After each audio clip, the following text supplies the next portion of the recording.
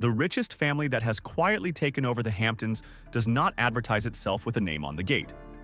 Instead, it has assembled oceanfront land, a bayfront compound, and an estimated $81 billion fortune behind the hedges of one 5-mile road. But the houses are only the tip of the iceberg. The real story is how the Koch family turned industrial wealth into privacy, permanence, and a succession plan built to outlive everyone currently enjoying the view. Let's dive in. The estate reveal. Drive far enough down Meadow Lane in Southampton, and the village slowly begins to disappear. The shops fall behind you, the road narrows, and the Atlantic Ocean runs along one side while Shinnecock Bay opens on the other. Then come the Hedges. Tall, carefully clipped walls of privet hide, long driveways, pools, tennis courts, and houses that can occupy 8 acres without offering the public so much as a glimpse of a breakfast terrace. Somewhere behind those hedges sits a growing family compound associated with Julia Koch and her 3 children, heirs to one of the largest industrial fortunes ever created in America. What makes the property remarkable is not a single palace with a theatrical staircase or a ballroom built for 200 guests. It is the way the family has quietly assembled position on both sides of the road. In 2021, Julia Koch was identified as the buyer of an approximately 8-acre oceanfront estate on Meadow Lane for $70 million. The property came with a Tudor-style house of roughly 22,000 square feet, 15 bedrooms, a swimming pool, a tennis court, and about 500 feet of Atlantic beachfront. It was already an extraordinary purchase, but it also sat directly beside another mansion the family had owned since the 1990s. Then the map changed again. Property records reported in 2026 showed that the family had added a bayfront compound across the road for a combined $33.5 million. That gave the Koch holdings a rare kind of balance. Ocean on one side, sheltered bay on the other, and multiple parcels close enough to function as one private family world. So, pause for a moment and picture what that actually means. Most people buy a house because they like the view. At this level, a family buys the neighboring view as well, then buys the land across the street so that both sunsets and sunrises happen inside the same security plan. The documented recent purchases alone exceed $100 million, and that does not include the value of the older family residence next door. Yet the most revealing part is how little public performance surrounds the whole thing. There is no giant family crest visible from the road, no tour, and no need to prove that the house exists. In the Hamptons, the highest form of luxury is often not being seen enjoying it. And if that sounds almost unusually restrained for an $81 billion family, that is because the estate follows the same logic as the business behind it. Own privately, think in decades, and keep enough space around the operation that nobody else can force the pace. The fortune behind the Hedges. The Koch fortune did not begin in fashion, software, entertainment, or any business designed to make its founders famous. It began with oil refining, engineering, pipelines, and the deeply unglamorous machinery that keeps modern life moving. Fred Koch, the family patriarch, helped develop a more efficient method of refining heavy crude oil and eventually built the company that became Koch Industries, now known simply as Koch, Inc. When Fred died in 1967, his son Charles took control and spent the following decades expanding a relatively modest family operation into an industrial system with annual revenue exceeding $125 billion. That number is large enough to become abstract, so it helps to look around an ordinary house. The paper towels may be brawny. The bath tissue may be Angel Soft or Quilted Northern. The disposable cups may carry the Dixie name. The insulation, glass, flooring, packaging, fuel, fertilizer, connectors, inside electronics, and materials inside a vehicle may all pass through companies owned by Koch. The family did not build one famous product. It built ownership across the quiet middle of the economy, the place between raw material and finished life. Koch companies manufacture paper, chemicals, glass, building materials, fuel, automotive components, electronics, packaging, and dozens of other things people use without wondering who sits at the top of the chain. That is why this fortune feels different from a celebrity fortune. It is less like a spotlight and more like plumbing. You rarely think about it, yet enormous sections of daily life stop working when it is removed. Today, Forbes estimates the broader Koch family fortune at roughly $157 billion. Julia Koch and her 3 children control the branch inherited from her late husband, David Koch, and their 42% stake in the private company is estimated to be worth about $81 billion. Charles Koch and his side of the family hold another 42%. Now ask yourself a slightly uncomfortable question. What does a $70 million house mean to a family with $81 billion? Proportionally, it is not the life-altering leap it would be for almost anyone else.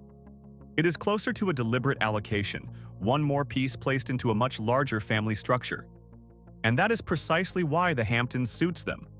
The area offers something money cannot quickly manufacture: scarce land with a long social memory, close to New York but protected from it by distance, traffic, zoning, dunes, and a local culture that understands the value of leaving people alone. Speaking of recognizing value, the rest of the market can't even see. There's a program someone on our team has been curious about called the Billionaire Brain Wave. It's a simple 7-minute audio built around theta brainwave research, the deep focus brain state linked to where big creative ideas come from. You put on headphones once a day, usually with your morning coffee, and that's the whole routine. It's a one-time $39. It comes with bonus guides on money habits and investing basics, and there's a 90-day money-back guarantee, so testing it costs you nothing if it's not for you. If you're watching on your TV, pause and scan the QR code on screen with your phone camera, or tap the first link in the description. Now, back to the woman herself and the unlikely road that led her here. How Julia Koch entered the dynasty. Julia Koch's own story began far away from Southampton's Oceanfront estates. She grew up in Iowa, later moved to New York, and worked as an assistant to the fashion designer Adolfo, whose clients included Nancy Reagan. She met David Koch on a blind date in 1991, encountered him again several months later, and married him in 1996. David was already one of the central figures in the family empire. He had joined Koch Industries in 1970, helped lead its chemical and engineering businesses, and became executive vice president. He was also known in New York for philanthropy, on a scale that changed institutions rather than simply sponsoring events. His name appeared at Lincoln Center, the Metropolitan Museum of Art, Memorial Sloan Kettering, and other cultural and medical organizations. When David died in 2019, Julia and their 3 children inherited his 42% stake.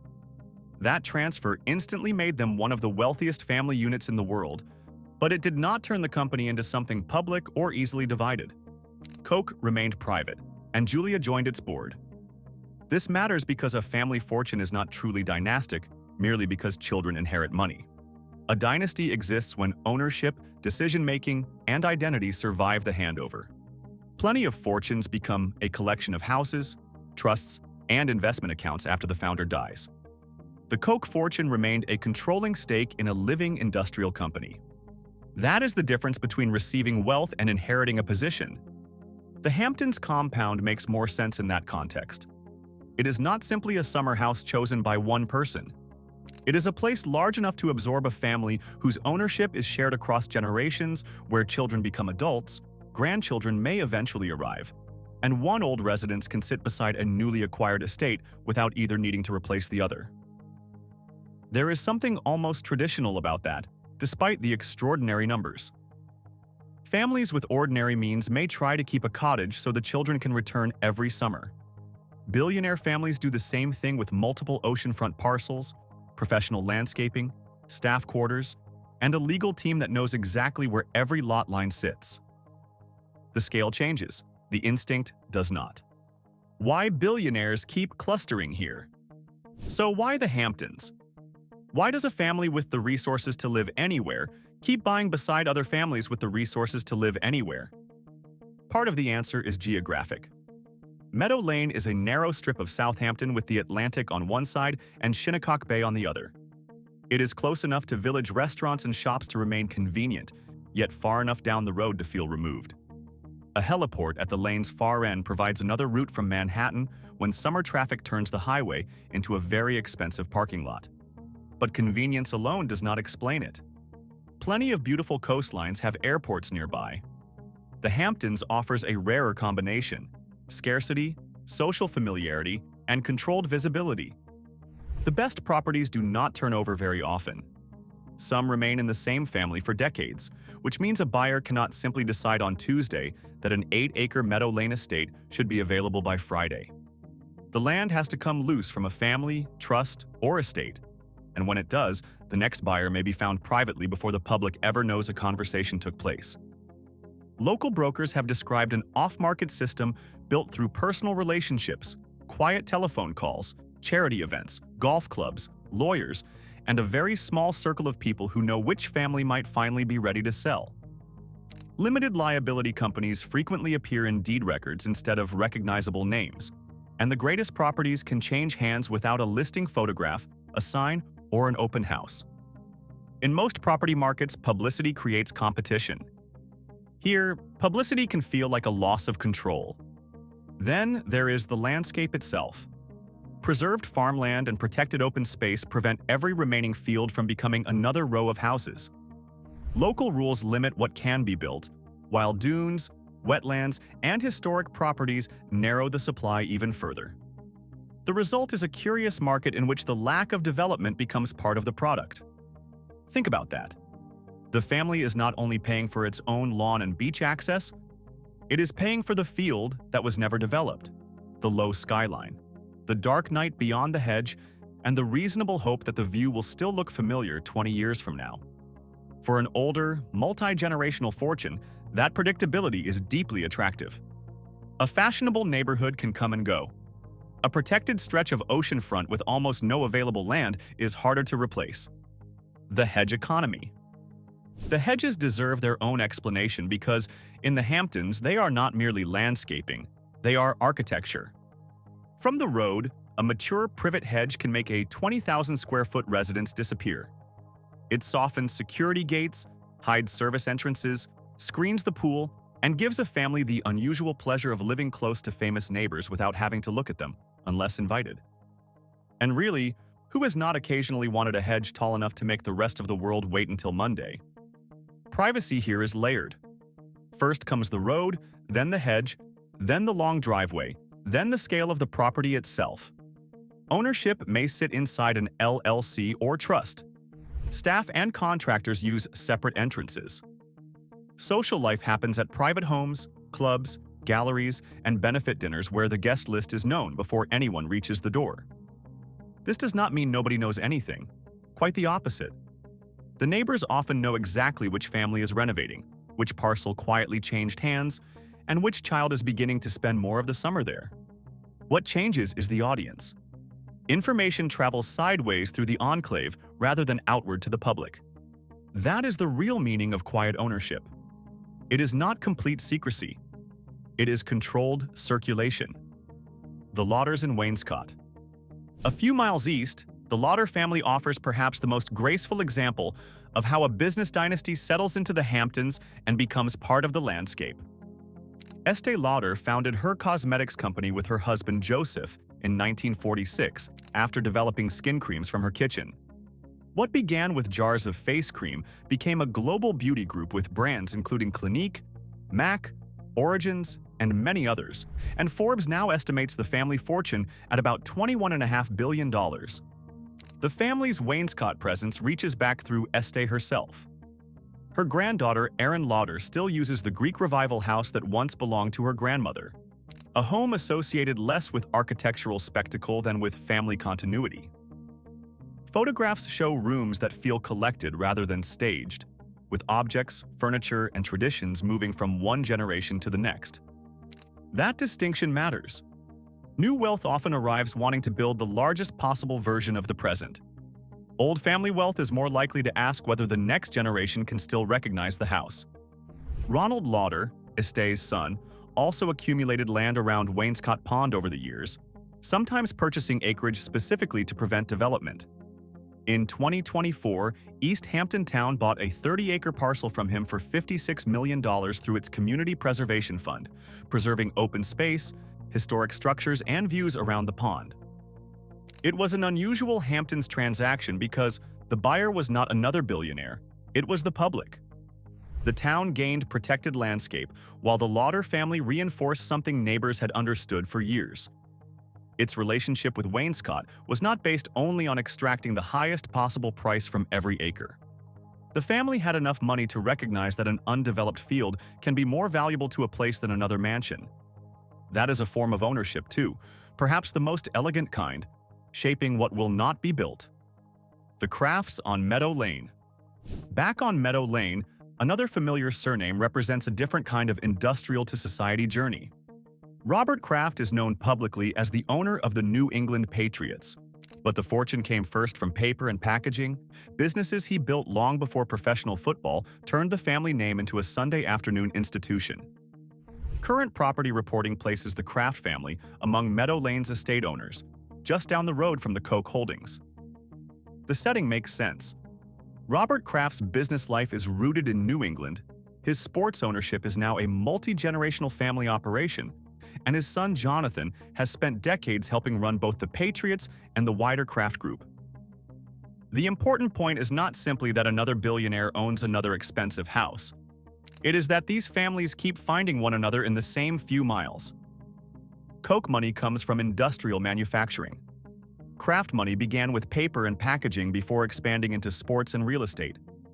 The Lauders built cosmetics. None of those fortunes began in the Hamptons, yet the Hamptons became the place where the families could gather after the operating businesses had grown too large to feel personal. A corporate empire may employ tens of thousands of people. A family estate restores the original scale of the enterprise: parents, children, grandchildren, guests, and one dining table. That may be the most underestimated reason wealthy families come here. The house is not only an asset, it is a machine for keeping the family in the same room. Fairfield behind the trees. Then there is Fairfield in Sagaponack, the enormous estate associated with industrialist Ira Rennert and his family. It occupies roughly 63 acres near the Atlantic and includes about 114,000 square feet across its buildings. Reports describe 29 bedrooms, extensive sports facilities, multiple pools, and an assessed value in the hundreds of millions. Yet the most Hamptons detail may be the simplest one. Mature evergreen trees screen much of it from the road. A compound large enough to be among the biggest private homes in America can still present itself to a passing driver as a gate leading into woods. Rennert built his fortune through the Renco Group, an industrial holding company with interests that have included metals, mining, and military vehicles. Once again, the pattern is not glamorous at the source. Steel, lead, zinc, and manufacturing created the capital. Sagaponack provided the silence.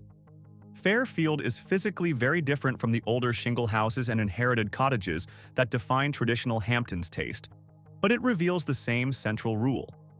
Whatever exists behind the hedge may be enormous. The road is under no obligation to explain it to you. And that, more than any white party or celebrity photograph, is the social code of the old enclaves. The house can be astonishing. The entrance should remain composed. Succession. What happens after the founder? The most interesting part of the Koch story now is not how much land Julia Koch can acquire. It is what the next generation will do with a 42% stake in one of America's largest private companies. Julia and her 3 children inherited together, which means the family branch already begins with shared ownership rather than one unquestioned patriarch. They have also started placing capital into highly visible, multi-generational assets beyond Koch itself. In 2024, Julia and the children paid nearly $700 million for 15% of BSE Global, the organization that owns the Brooklyn Nets and New York Liberty. In 2025, the family acquired 10% of the New York Giants in a transaction that valued the football team at more than $10 billion. Those are not casual purchases. Professional sports teams are scarce, culturally powerful, and often held across generations, which makes them surprisingly similar to the best Hamptons estates. You cannot order another one when the family is ready. You have to wait until an owner decides to let part of it go. The investments also tell us something about succession. The children are not merely being handed a passive portfolio and asked to live quietly from the dividends. The family is building a new layer of shared assets with its own identity. New York institutions, sports ownership, philanthropy, and a Southampton base large enough to hold the family through the transition. Will one child become the public face? Will voting control remain unified? Will the Meadow Lane properties eventually become separate homes or stay as a single compound? Nobody outside the family can know yet, and perhaps that uncertainty is exactly why the land matters.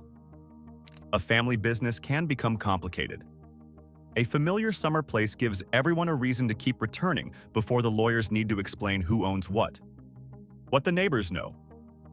From the outside, the Hamptons can look like a parade of spectacular houses. From inside the old estate sections, it operates more like a private archive. Neighbors remember who owned a property before, which family planted the trees, where the old house stood, and whether a new owner intends to preserve, expand, or erase what came before. They know that land is the true status symbol because houses can be rebuilt. They know that a purchase across the road may matter more than a renovation inside the gate. They know that one generation's tennis court may become the next generation's guest house, and that a family holding the same parcel for 30 years is making a statement even when nobody says a word. They also understand that owning the Hamptons is not literal. No family owns the beaches, the villages, or the people who live there year-round. The phrase describes something subtler: possessing enough scarce land, history, access, and staying power to influence the character of an enclave without needing public authority. By that measure, Julia Koch and her children have built one of the clearest positions on Meadow Lane. Their recent purchases now connect Oceanfront holdings with a bayfront presence, while the fortune behind those properties comes from a private industrial company designed around long-term family control. And that's a wrap for our journey through the richest family quietly owning the Hamptons. The Kochs take this spot not because they possess every shoreline or control every invitation, but because their Meadow Lane holdings now mirror the empire behind them: private, connected, multi-generational, and much larger than it first appears from the road. Which detail stayed with you most? The $100 million land assembly, the industrial fortune hiding inside everyday household products, or the idea that the greatest luxury in the Hamptons is simply controlling what your family will see from the window? Let us know in the comments, and subscribe to Global Status, because the quietest fortunes usually leave the deepest footprints.